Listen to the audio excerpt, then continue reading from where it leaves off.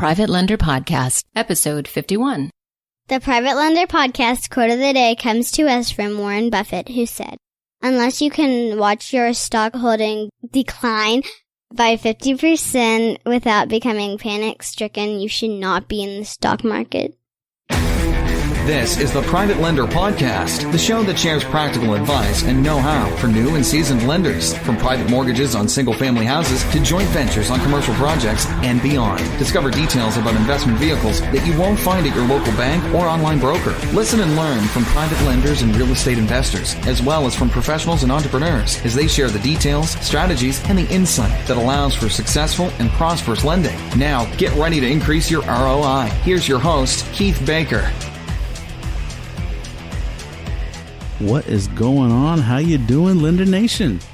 Welcome to the Private Lender Podcast, the only podcast dedicated to creating and supporting successful and confident private lenders. My name is Keith Baker, and you're listening to episode number 51. And it's my mission to create an alternative economy where people just like you and me can confidently invest and build wealth with old world pragmatism and without banks or Wall Street brokers. Today, I've got the good fortune of speaking with Brandyn Cottingham of Major Gainz Capital, which is a real estate investment fund. And Brandyn explains how he has a very interesting story, how he got into real estate and how he ultimately became to be a principal partner in a fund. But before we get to hear Brandyn's story, let's go ahead and thank our sponsors. This episode of the Private Lender Podcast is proudly sponsored by CountyTaxSaleApp.org. With CountyTaxSaleApp.org, you get a very powerful lead generation tool in the palm of your hand, on your laptop, desktop, or any device you choose. Get real-time alerts for between 300 and 600 properties every month that are coming up for the foreclosure auction in Harris County, Texas, the third largest county in the United States. With its intuitive design and interface, the County Tax Sale app lets you search all properties with highly motivated sellers that are coming up for foreclosure auction. Simply search the map and click on a property to learn important details about that property, such as the address, owner's contact info, minimum bid, and a street view photo. You can save properties to your favorites and contact the sellers directly and receive email and text alerts if one of your favorite properties is redeemed or canceled prior to the auction. You can even listen to Sammy Gupta on episode 28 of this podcast as he discusses all the powerful features and benefits of CountyTaxSaleApp.org. For more information, go to the Private Lender Podcast sponsor page, the show notes page for this episode, or to CountyTaxSaleApp.org. That's CountyTaxSaleApp.org. And I really do appreciate the support of our sponsor, CountyTaxSaleApp.org. And you guys should go over to CountyTaxSaleApp.org and check out some of the new features they have. Like you're able to download the entire foreclosure list in an Excel or CSV format, and with all the homeowner information. And also they have advanced filtering to drill down on the types of properties. So, for example, the square footage of the land, the living area square footage, the exemption type, bid value, and many other ways you can drill down. So go check that out, CountyTaxSaleApp.org. And then always want to give a shout out and a thank you to Landon Rothstein and Ray Sasser over at 713-REIA. You can find out more information at 713REIA.com. That's 713REIA.com. Okay, so now that the formalities are out of the way, I'd like to mosey on over into this interview with Brandyn. And I just wanted to say, I've met Brandyn locally a few times, and it just got one of those, that look of determination in his eye. And he's going to hustle and he's going to find a way to get things done. And to know him a little more, I found his story was quite interesting. And so I invited him to come on to the podcast. So enjoy. Lender Nation, I hope you're ready for a very interesting conversation, because today I interview Brandyn Cottingham with Major Gainz Capital. He's the principal partner. And Brandyn, I want to thank you for coming on and welcome to the Private Lender Podcast. Keith, thank you so much for having me here. It's really an honor. I'm very humbled to be asked by you to be on your show. I follow your podcast. You got a lot of great content on there. So just to be a part of this conversation is, like I said, an honor for me. Thank you for that. And your $10 is in the mail for that endorsement. I appreciate that. 20, man. I thought you said it was 20. Oh, no, but see, well, times are tough. And we just had the midterms, and so all the judges turned and switched over. So see, now the money's different now. Oh, yeah, gotcha. No, you and I met about a year ago at one of Stephen Kaufman's events. And Stephen, of course, was interviewed on episode number 1.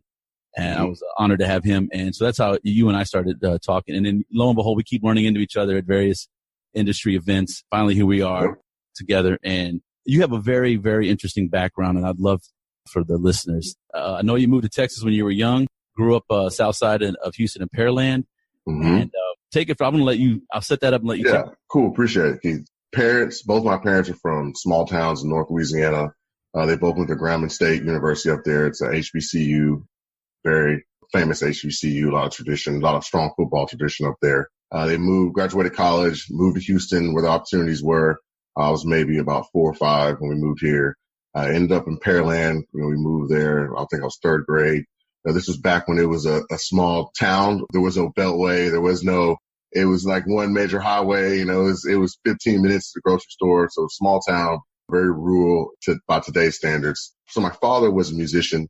On my dad's side, everybody was a musician. My uncle was a music major, taught music. He was a jazz musician. He was a jazz teacher. Aunts, uncles, they all played instruments and, orchestras and symphonies, things like that. So music was it's in my blood. So I picked it up. He taught us how to read music at a young age. I was very blessed in Pearland at the time, and they're still actually really good. I just found out the high school is going to state competition again for marching band.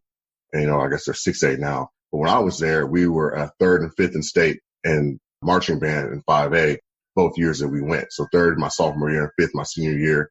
I was always kind of in a leadership position. We would go competitions, just blow them out the water. So just a level of acumen for discipline that we had performing at that level and compete at that level. I learned a lot from our band director, Mr. Jack Ferris. I have a lot of respect for him. Taught us a lot. From that, I was able to, a friend of mine actually, it's crazy, bet me that she would make the Marine Corps band before I would. So it was an interview process, audition. I'm super competitive. I was like, no way, I'm going to beat you.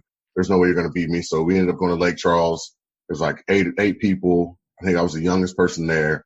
Everybody went. I went last. Dude came up. Nobody had made it the whole day and passed the audition. Everybody's coming in. Nope. I go do my thing. I remember him putting his pen down. I was sitting in this room. He goes, congratulations. And I was like, okay. And he was like, you made it. And I was like, okay. Here it was. I'm tracked to go to college. Parents were, a long conversation with them. The recruiter coming to the house and all that. And we went in, and basically, long story short, I ended up in the Marine Corps band. And so I graduated high school, 95, turned 18 that September. That October, I was in boot camp. I really enjoyed the boot camp experience. It was freaking crazy, intense, but it's one of those things I look back and I'm like, man, if I can do that, it really doesn't matter to me. Anything is possible. To be able to push your body to those limits, your mind to those limits, and just to keep going, and understanding how far the human experience can really go. I never reached anything like on the SEAL level or Special Forces level. I know some of those guys, just highly intelligent men. What they do and how they do is amazing. On that level, I'm very fortunate. I never saw any combat. I have a lot of respect for combat veterans. A lot of good friends of mine are combat veterans. But from that, like I said, I had a cool experience in the Marine Corps. I got to do a lot of cool stuff, meet some cool people. I was part of the pomp and circumstance of the Marine Corps and the military part, being a musician. Ended up in San Diego, down there for a while. So, did you go to MCRD in San Diego or Paris Island? Where did you do? Oh, yeah. I'm a Hollywood Marine. I'm straight up Hollywood Marine. Everybody west of the Mississippi goes to San Diego, and everybody east goes to Paris Island. Gotcha. So on the east side, they always tout the sand fleas, but on the west, we got those mountains. So we have to hump those mountains up there. So yeah, it was a cool experience. San Diego. I ended up actually getting stationed there too, at MCRD San Diego. Must have been tough. It was hard. It was a lot of distraction. For a young Marine, it was a lot of distraction. I'll just put it to you that way. I've heard the mountains and scenery are very nice down there. That's all I know. Oh yeah, the scenery is real nice, and the mountains and the valleys. Yes. All right, we're leaving that one in too. All right, good. Well, I appreciate your honesty and your service. Thank you for that. Man, all right, so Marine Corps band, what'd you play? I played the euphonium. It's like a mix between a trombone and a tuba. It's kind of the closest instrument to the human voice. It was a great experience. Like I said, a lot of marches, we did the Rose Bowl parade I did the Rose Bowl parade a couple times, and oh, cool. I've still got some great relationships from that time period. I graduated in Sugar Land just a few years before you did, so I'm sure that we saw each other at the UIL competitions and whatnot. Oh yeah. Marching competitions at Rhodes Stadium and Katy and all that fun stuff. Oh yeah, back in Rhodes, yeah. Yeah. So smashing everybody, taking all the awards home. Yeah, I know. Yeah. See, yeah, exactly. That's what's up. Awesome. Well, cool. All right. So once you get out of the Marine Corps, would you just have? I know you were just flush with cash, and you decided to open up a fund, or what happened? Yeah, man, I was super rich after being an enlisted man. Yeah, that was bankrolling me. Actually, I got out the military. I didn't know what the hell I was going to do with my life. I was married at the time, playing an instrument anymore. You know, I just kind of really didn't have a tracking plan. Just did odd jobs, just trying to figure it out in life. Didn't know where I was going to go. So I eventually got divorced. Eventually ran out of money. It's Southern California. You know, it's in the 90s. It's still expensive. Basically ran out of money and was like, okay, let me go back, get my life together and see what's up. Came back home, started going to school. Still was just kind of figuring my way around. I sold cars, ended up waiting tables for a pretty long time. I got introduced to network marketing. It was a great experience for me. The people that I was introduced into that business, they were very big on education, you know, knowledge of self, understanding, you know, it's self-improvement. So I started reading a lot of books. The first book I ever read on that subject was The Master Key to Riches by Napoleon Hill. A lot of people know his book, Think and Grow Rich. But to me, I like Master Key to Riches better because it's more holistic approach. It's not just about money. Like a lot of people gravitate to that because they're on the money hunt, which is a part of it.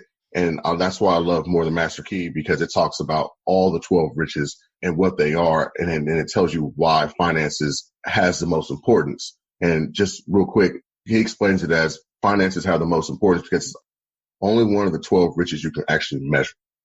So you can't measure integrity. You can't measure love. You can't measure honesty, but you can measure whatever denomination that we have agreed upon is our means of exchange.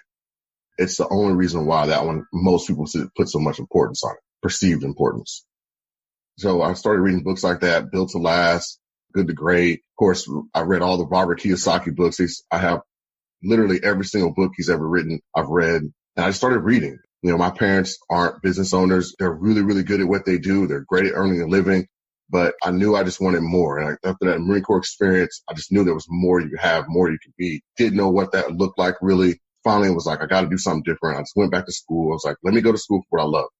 So I went to school for audio engineering.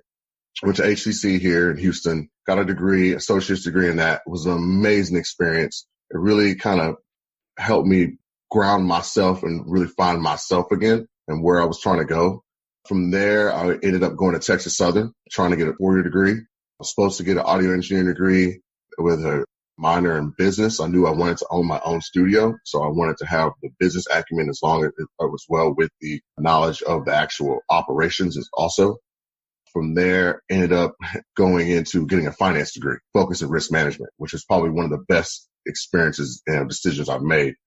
A buddy of mine was like, why are you doing management? And it's nothing against management, but he was like, you're smart enough. You need to do this finance thing. And I was like, why? He was like, well, finance is like being an engineer in science. You leave with hard skills that you can then go and you can apply.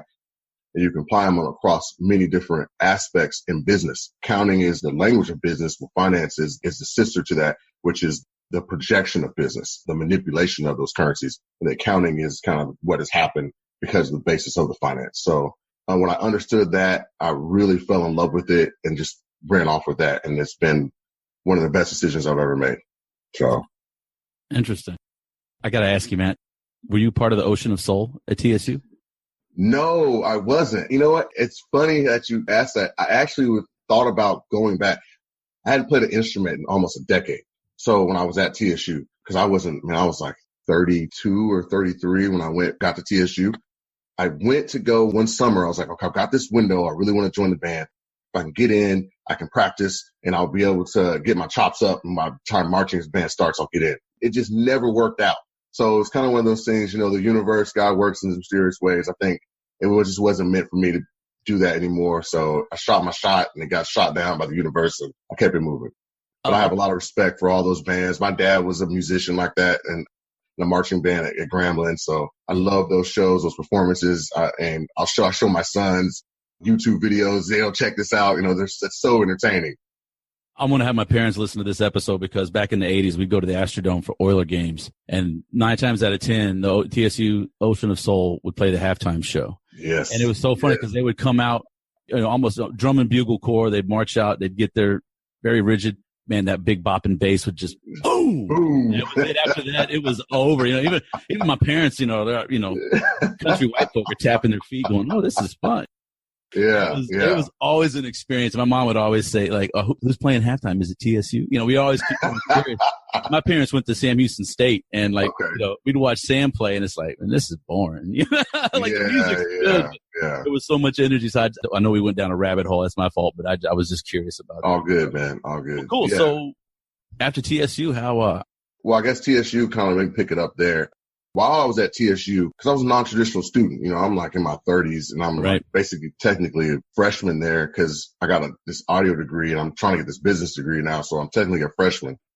I'm a non-traditional student. I was like, man, let me take real advantage of this college experience while I'm here. So I joined organizations, really networked with the faculty and the staff that was there. I talked to a lot of the younger people that were there, really trying to help them. I befriended one young guy, and from there, he became one of my really good friends. We had an accounting class together. He was really having a struggle with it. I helped him out. And from there, he was like, I was in this group. I just wanted to do some good while I was in third ward. I saw that there was needs, and I come from a family of giving, service. I was raised in the church, and we did roadside cleanup. We took communion to the people and the elders in the old folks home. We went and did house visits, sick and shut in, all that stuff. So my mom has always been in the politics. My grandfather's in the politics in North Louisiana. So I come from this family of giving. And so I knew when I was there, I wanted to make some kind of social impact. I didn't really know what it was. Ran across this opportunity, urban gardening. The sponsor that we had at the time was like, hey, go see this guy, this farm in 5th Ward. It says Urban Farm. And I was like, Urban Farm, what is that? So I go there, I meet this guy. His name's Joe Isett. And if you're interested in that kind of stuff, look him up on Instagram or Facebook, Joe Isett. He's doing a lot of great stuff around the city of Houston. So he had developed this urban farm at this old rice mill. And so you're there, and he's growing like okra and tomatoes and kale and lettuce and corn. I'm like, what is this? He told me it was on top of what used to be a parking lot. I'm like, what is this? This is crazy. I mean, it's this holistic, just really, really cool place. They turned the loading dock into a big aquaponics farm. They had a bunch of tilapia and blue crab in there, and they were siphoning that off, feed plants hydroponically, and it was amazing. They had chickens, all this stuff. Place is still there. But Joe now is moving around the city doing other things. But from that experience, I ended up getting this knowledge and getting this bug in my life about, man, okay, I can do that here in Third Ward. So my buddy was like, yo, interested in connecting with the university to make this happen. They had torn down an old dorm. It was 2 acres. It was the exact same size as what this place was in 5th Ward. We were like, dude, we can do the same thing. So basically, me and my buddy, we went and we lobbied with the university for them to basically give us conservatorship over this 2 acres in the middle of the city, which is amazing. And we turned it into an urban farm. Best part about it was we had a social impact aspect where we engaged directly with the university. We engaged with faculty and the staff and the students of the university, engaged with the community itself. So we had a program we called the Icarus International Green Program, and he and I were the founders of that. And so that's how I got my first taste of executive level management and running an organization. So this was all totally conceptual. He and I came up with the concept. So I learned about really understanding about your personal growth as a person and moving and how you as a leader have to grow. Because a lot of times it's not about the people in your organization. Mostly it's you. And when you fix you, the right people will be attracted to you, and those things will work themselves out. And so we went to like 3 iterations of a board. It was bad. I didn't know if we were going to make it. It's one of those things. It was my first real entrepreneur's taste of things.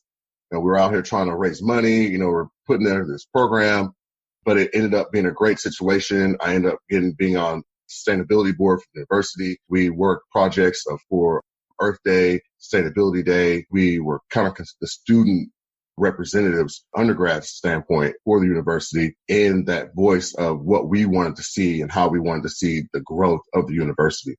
I was really privileged and really honored to be a part of that conversation. And from there, learned a lot about, politics and how government side of things work. And then worked a lot with other smaller organizations, kind of branched out across the city of Houston. So it was pretty cool. I find that highly interesting because, you jump straight into development. Not like, hey, I'm going to go buy a house and rent it out and then move. Granted, you're a non-traditional student, but yeah, that's quite an interesting story. Yeah, I didn't even know what I was doing. So our advisor was like, man, our advisor was an architect by trade, but he was a sustainability director there. And he was like, you're doing urban development. I was like, urban development? What are you talking about? He was like, dude, you're taking a piece of land, you're repurposing it for purpose of this or whatever it is you're creating a product. Granted, ours was specifically social impact. It was just some cool stuff I wanted to do to help people. And from that, it really was sparked for me. Oh, well, you mean people do that? And then it really I started going down that rabbit hole of what is this urban development thing? How does that work? Well, how can I get into that? I don't swing a hammer. I don't have the skill. I can't build you a house. I'm not a realtor. How do I leverage and get inside this industry? And so that was kind of my first entrance in understanding, hey, I can do this real estate thing. My mom's a realtor and I kind of always known about real estate, but I never really understood what an investor was, how those things worked, and the mechanisms in place that made that happen. And from that experience, it really opened the door for me to be like, okay, this is how you make that. This is one way you can make those happen to get into real estate. That's cool. And so now you are the principal partner of Major Gainz Capital, a fund. So, and this is where I love your story. That's why I wanted to hear you say it and let the audience hear it. But also you have a fund. And what I've always said is, an easy way to get into private lending is to go loan to a hard money lender or put your money into a fund or crowdfunding or whatever. Mm-hmm. I think it's a great way. If myself, I just made a private mortgage loan, went through the whole process. It was funny because to me, that was a leap of faith. Once I got to the other side, I realized all I did was I stepped over a line. There was no wide abyss or anything like that. No, you look back, it's like, oh, that was such a small step. Yeah. Such a huge effort to get through it. So, and that's really one of the reasons why I wanted to bring you on, because I find your fund so very interesting. So why don't you go ahead and you can only say certain things. So I'll more so talk more about kind of how I got to this point. Okay. So like I said, once I started doing the development thing, I recognized, okay, I've always known I'm reading these books, I've read all these business books and I read books I forgot that I read, and from the synopsis I got was one of them along the way, I just realized this is America. And the beauty of America is you can come here and you can create your own economy. And I didn't really know how that worked. So when I got in this finance thing, insurance, risk management insurance was my minor. And from that, I got to see how people were using life insurance as vehicles to create arbitrage. So if people don't know what arbitrage is how banks make money. They have a pool of money here that they loan to these people at high rate of interest. And then they pay the people that put the money in a low rate of interest out. And then there's a spread there and they keep that. So if they're charging 10% to the business owner or to the entity that borrows money, they're giving the person who put the money in 2%, where there's an 8% spread where the bank keeps that. When I realized that you could do that as an individual, I was like, well, man, I need to figure out how I can do that. I'm a big believer in alignment. A lot of people call it faith, walking with God, whatever you want to call it, spirituality. So I met some people that were like, hey, you got to meet this guy. He teaches people how to put together funds. So I went, I met this guy and he was like, call this dude. I called him on the phone. He ends up, we talked. Normally he only works with people who have long real estate history. Because I had finance knowledge, I understood the business side of it, the money side of it. So the guy's name is Joel Block. He's one of my mentors and he's out of Southern California and he teaches people how to set up these syndicated funds. Because I understood, so Joel always says the money's in the money. When you understand that, and as a finance guy, I got it. I was like, oh, the money's in the money, because it didn't matter then it was just about the vehicle itself, but it still came around to the money's in the money. How do you make the money work? How do you make the money work for you and understand the other mechanisms and programs you can get into to leverage your money? So from there, which is great because my best friend at the time, we talked about 2 weeks before I'm supposed to come up there. I called him. I was like, hey, I'm going to be in Austin in a couple of weeks for this. And I wanted to connect with you while I was there. He was like, oh, good. What are you coming up here for? I said, man, I'm going to this symposium thing for real estate funds. He was like, man, I'm going to that thing. I was like, are you serious? He's like, yeah. So we're best friends. Neither of us knew. He had moved to Austin, so we hadn't really talked about it. So about 2 weeks beforehand, we found out. So fast forward from there, he and I, about a year ago, decided to this was 3 years ago, about a year and a half ago, we decided to partner up. Now he is the other principal partner in Major Gainz Capital. And so I get to work with one of my best friends. We have another gentleman that's joined our team as well. They've become one of our best friends also. So yeah, it's just been a really cool experience. And So I divest from that. So that's how we got into the capital markets, into the, owning a fund and all that stuff. Interesting. And what does your fund specialize in? What type of properties do you guys look for? Or projects? Maybe not just properties, but what type of projects are you looking at? We are basically an opportunity fund. So we're pretty open into what we do. So our capital group, what we specialize in more so capital stack management. So we can go in, we do deal formulation. So we're going to figure out, what that deal looks like. You are an opportunity fund. Yeah, we're pretty much an opportunity fund. So I guess there's two parts to our business. There's the fund, then there's our LLC, the capital group that actually manages the fund. A lot of people don't understand that part of it. There's really a front and back end. Like I said, the fund works as kind of like a bank, and we can go in and work with them, and we have a relationship with those group of investors. And there's a setup that we have with them that make sure they get paid first, and we get paid second. It's a great setup. I like that way. I tell people, you don't make money, I don't make money. So it creates that trust there. Unlike Wall Street, who even in down markets when people lose and they still get bonuses. Yeah. I like that. I like that a lot. Yeah. You have aligned your best interests with theirs. Exactly. Yeah. We recognize that, for someone to lend us their hard-earned money and trust it with us, because, we're going to hold your money for a period of time. And, it's real estate, so it's not very liquid. But we're going to go in and, there needs to be a level of trust there. I want my investors to understand that I'm not going to just run off with your money. A lot of people wonder about that sometimes. It's like, well, is this dude just going to take my money and be gone? I'm never going to see him again. But it's not like that, because, like I said, I don't get paid. You don't get paid. I don't get paid. So it's in my best interest to make maximum return that I can make. Absolutely. Break down your structure again. You said you had the front end and the back end. How does that work? Do you have an LLC that actually manages? So Major Gainz Capital LLC is the fund manager. So what we do is the fund manager actually goes out and finds the projects and the properties. So we can do everything from a single family flip up to skyscraper if we wanted to, because we focus on the capital stack management. So, and I don't know if people are familiar with capital stacks. Go ahead and break it down to its kind of 30,000 foot level. Yeah. So capital stack basically is the percentages of risk that investment groups take in taking down an asset. So let's say you have a skyscraper. There's going to be an equity piece or a debt piece, which would kind of be normally traditionally that's a large investor, traditional institutional investor takes that down. It's kind of normally about, 40, 50%, probably about 60% of the value of that skyscraper. Then you're going to have what some people call a mezzanine, which is basically the that equity portion of the LTC. So a lot of programs are going to be just like a single family flip. You'll get up to a percentage of the LTV or ARV. So you'll be able to go in and get 85% LTV, loan to value. So you've got to come up with that 15%. So that mezzanine is like the 15% or 10% that you might have to come up with. And as the investor on the deal, you got to come up with 5% for your skin in the game, which would be 5% of the equity portion that you put in. And then that's what they'll call the waterfall. And then based upon that schedule will be depending upon how people get paid out when the assets cash become profit. Okay. Does that make sense?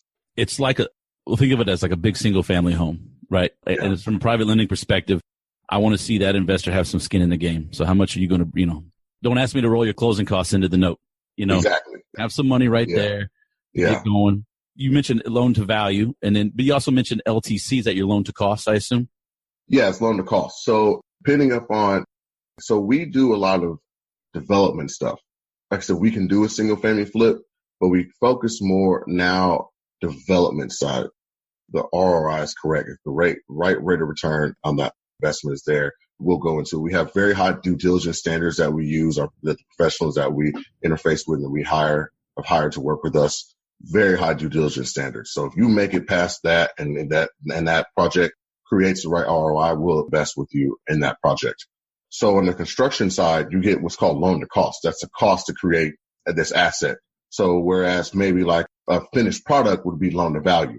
So you've got if you're building a house from the ground up, you're going to have a cost to build that, and you'll get a percentage of that cost. And then once that asset is created, then it has a value to it. And then so as the end user, I would use the LTV to go in and buy that and that's would be the way I would be rated as an end user. That's a great way to explain it. And I just from my understanding, Major Gainz, you come in with the initial equity, the 5%, and then have, say, like institutional funding come in for the major part, like a bank or an insurance company, and then your mezzanine. Are you filling the mezzanine or that gap, or how do you? It all depends upon the cap.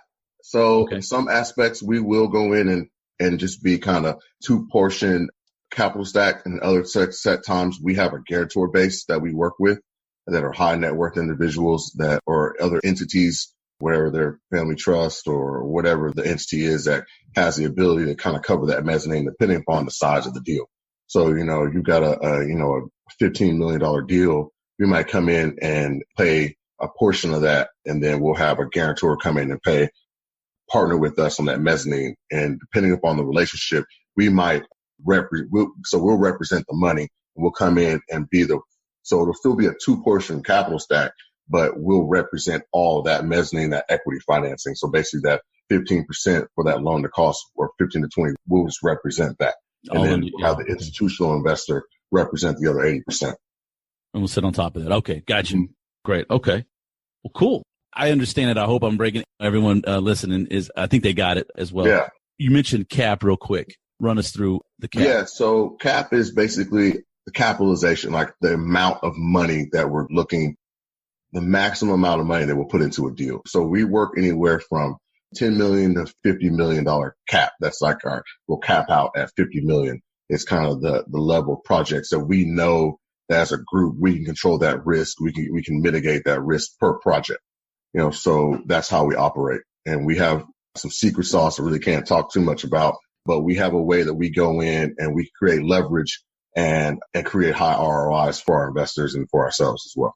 Secret sauce, huh? Cool. Yeah. I'm not going to ask you. It's we call it a Fight Club. You can't first rule about Fight Club, My name is Tyler Durden.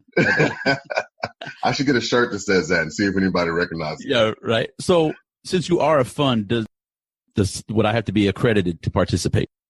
So depending upon so I'm just going to give basic information about structures. Don't want you to get in trouble. Don't break any SEC rules. So I've got to be very, very careful about that. The SEC, Big Brother's always watching. So the way they work, funds work in general, syndicated funds work is in 2009, the Jobs Act came out. And I think that's when the crowdfunding rules came out. You see these platforms, you can go online, you can, as a non-accredited investor, get in. So just in case for people that know or don't know, accredited investor is a individual or entity that has $1 million of net worth, not including their homestead, or they make $200,000 a year for 2 years in a row as a single person, or $300,000 as a married couple. And there's some other caveats. So let's say you are a doctor or attorney. You don't make the full 300, you might make 220 as a family. But because you're sophisticated enough, you own your own business, or you're a tax guy or something like that, like CPA, you could technically qualify as an accredited investor. So I tell people, don't look at not having the asset as a way of disqualification, because there are other ways that you can get into qualifying as sophisticated. So if you have business acumen, if you've been a flipper, you understand the real estate industry, you trade, you work in some form of capital market, and you can prove that, you can definitely, it's a way that you might be able to also get into that accredited game. I was just talking with a parent, our sons go this Montessori, and they were saying, he asked what I did. He's like, I always see you on the phone and I always see you drop your kids off. What do you do? And I was like, well, I'm a capital group. And he's like, oh, that's awesome. And he's like, we've been always trying to get into these investments, but we're non-accredited and we can't ever get in any. And so I was kind of explaining to him a little bit the game and, if you can learn some stuff or create this, but a lot of people don't realize if you have retirement accounts too, now Graham, I'm not a CPA, I'm not a lawyer, give my disclaimer there. Yeah. All the full caveats and disclaimers. Yeah. All the full caveats. I tell people definitely go talk to your professional, a financial professional, and find out where you're at. And I guess it goes back to being an entrepreneur, a business person. And especially if you're going to be a private lender, really find out what your number is now, your value is now. Have that goal where you want to be. How do I get to these next levels? How do I really create more passive investments so I can get into these investments that are bringing out these private equity investors, bringing out these huge returns. So without having to go in and physically do the work myself, if I love doing what I'm doing, I tell people there's a business aspect to real estate. I'm sure you know this, but a lot of people don't take in consideration. Like, well, I want to invest in real estate. And it's like, well, do you want to do real estate, or do you want to just benefit from the gains and the mechanisms that real estate offers? If you can't understand that business aspect or that business portion of real estate, you really can set yourself up for a lot of risk and have some big losses. That's a great point that you bring up, because that was one thing that I learned very quickly was I said I wanted to be a real estate investor. What I really meant was I think I want to get into the real estate business of investing. Mm-hmm. And it hit me in the face very quickly. Like, man, I've done all this work to try to find a property, and I can't just put it in cruise control now. Now I really have to go to work to get everything going. And that's where private lending became very appealing to me because of my schedule and with my work. Everyone, the listeners are probably tired of hearing me say this. I have a job that I like. I don't hate going to work. Yeah. And and it pays me well, but I just realized that it's various reasons. It's not going to take me to where I want to get retirement wise and everything else. And having, I'm going to have to pay for 2 weddings. So I've got to make some coin. Man. That's not including before you can get there, proms and all that stuff. It's, shotguns, you got to get the weapons. That's first thing. When the girls are born, I'd go get the shotguns and keep them well oiled and home. A lot of ammunition. You got 2 daughters, man. That's what's up.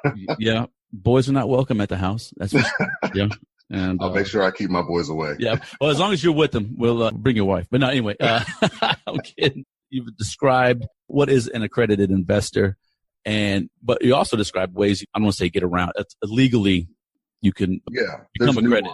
Everything is, kind of a shade of gray. I think a lot of people look at things as black and white. Let's look at where the shades of gray are. And do you qualify? I'm not saying get around something, but if you're really in a position to where, or at least I tell people, have that goal. That was one of the things I really had to learn, really learned it. And at TSU was really having that specific goal. And then knowing also where your number is. What is that? What number are you shooting for? What purpose are you doing this for? I just want to make money. Well, then you won't. You won't, because you don't really have, what does that mean? $1? $1,000? Is that $1 a day? $1,000? And like, is $1,000 a year? Like, you need to know specifically what your goal is and where you want to be. When you understand that, and then not only that, know your number. What is why you're doing that? The purpose of why you're doing it. So when you can figure that out, you can reverse engineer back to go, maybe you don't need to be an accredited investor to reach the goal that you want to reach. Maybe you do. And not saying that either way is wrong or right, but for somebody who has gone and they've done the work and they want to now kind of sit back so much and they don't want to do that business side of things. And like you said, I love my job. I'm really good at what I do, create great income, or I've been prudent with my money. I've saved and put it in the right instruments. And now I'm ready to kind of ramp that up a little bit more. Just figure out where you're at and what your plan is, and really sit down and take some real thought. It doesn't really take, it's really not rocket science. You just got to sit down and do it. And I think that's one of the biggest things I tell people, just sit down and do it. And when I finally sat down and did it for myself, I realized, I'm not that far off. And I think you talked earlier about crossing that line of, you think it's just this huge chasm, and it's just this line you cross. One of my business partners, he was like, when we really got this thing going, he was like, you're doing it. I've been so in this prep mode, getting all this knowledge together and these business plans and going through this PPM and subscription agreement, all this stuff, and fine tuning everything and making sure all this was right. And when we got to the point where it was happening, it was just happening. He was like, you thought it was going to be like some big fanfare and this grand opening. It was like, no, it's just like you just walk into it and you're there. A lot of times it's not as far off as what we think it is. Right. Absolutely not. Absolutely not. Can you tell us a little bit more about the way you guys work, or perhaps maybe some of your projects? Yes and no. Since we're private, I really can't talk too much about specifically the deals that we're in right now, but we are working a couple deals.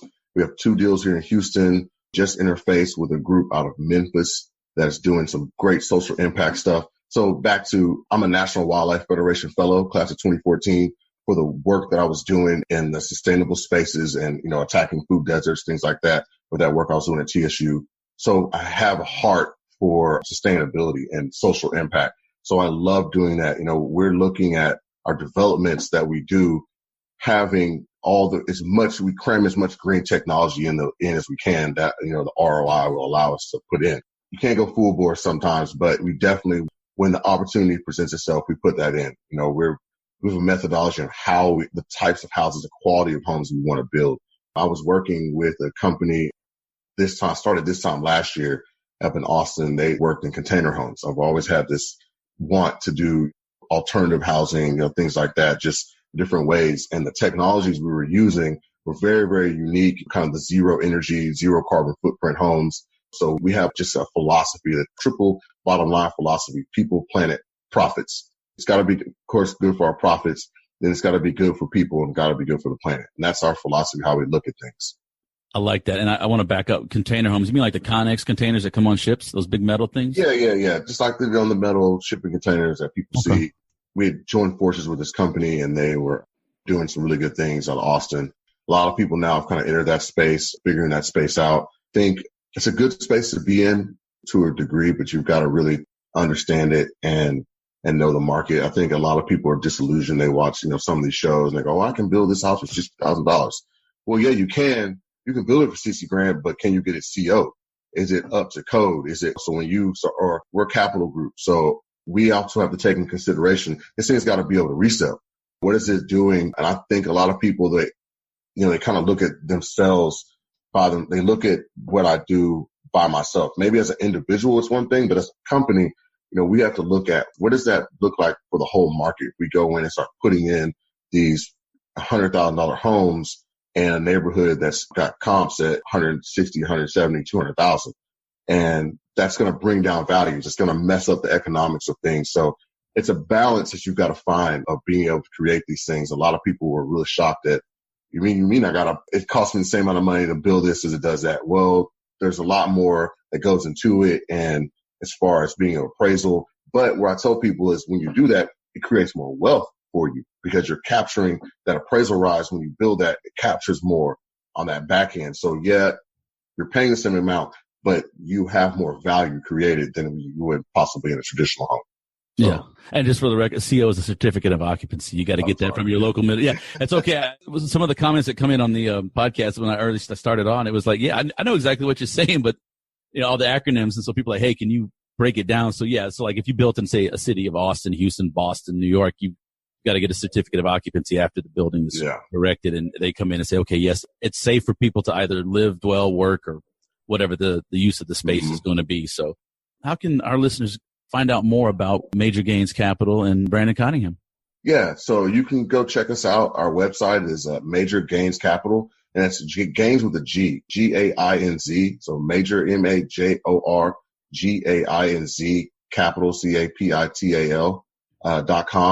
You can also find me at Brandyn, at BRANDYN, at Major Gainz Capital, or info at Major Gainz Capital. But if you go to our website, we're there, and you'll be able to get an interface with us. And so, yeah, we'd love to hear from you guys and see about potentially working with developers. We love working with developers, other builders, anybody that's got projects.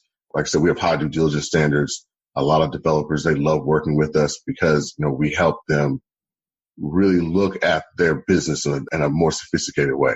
So.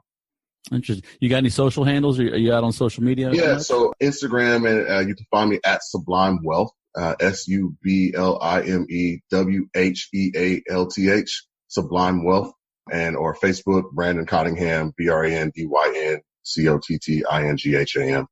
So yeah, and then you can find us on Major Gainz Capital, Facebook, Major Gainz Capital, IG as well. Cool.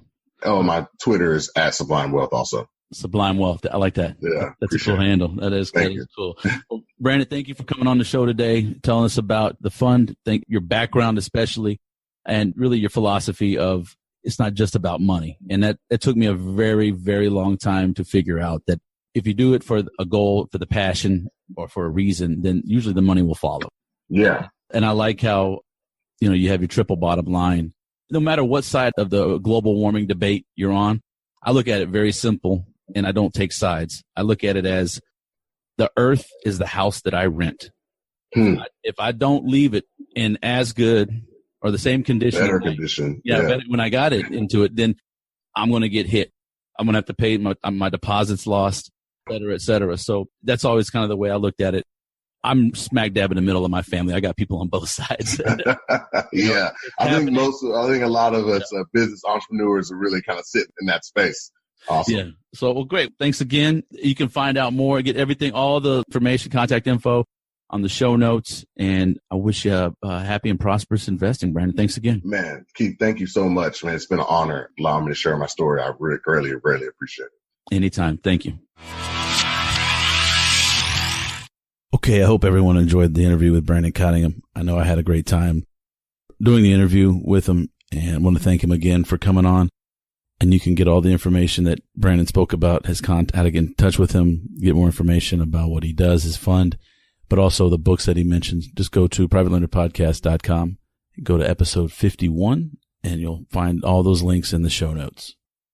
Well, I think that's going to do it for episode 51. I want to thank you for sharing your time with me today and listening. And if you haven't yet, please go to privatelenderacademy.com and get on the waiting list. I am working as hard as I can to get something out in the new year or in the first quarter. I was hoping for January. That's probably not going to happen, or no, it won't happen. So just know that I'm busting tail to try to get some things done and get it up and running. And I appreciate all the support and everybody that's been reaching out and giving feedback. I really, really do appreciate it. Please keep it coming. Please also rate and review on iTunes or whatever platform you use to listen to this podcast. I would greatly appreciate that, because that's the best way to organically reach people like you, like-minded people like us who want to learn more about this and give the podcast a little more exposure. Also, please connect with me, social media. You can go to privatelenderpodcast.com to find out more information on and link to all of my profiles. So I just want to say thanks again for sharing your time with me in your ear today. And I wish you healthy and happy and prosperous private lending and investing. I'll see you on the next episode. Thanks so much for listening to this episode of Private Lender Podcast with your host, Keith Baker. For more great content and to stay up to date, visit privatelenderpodcast.com.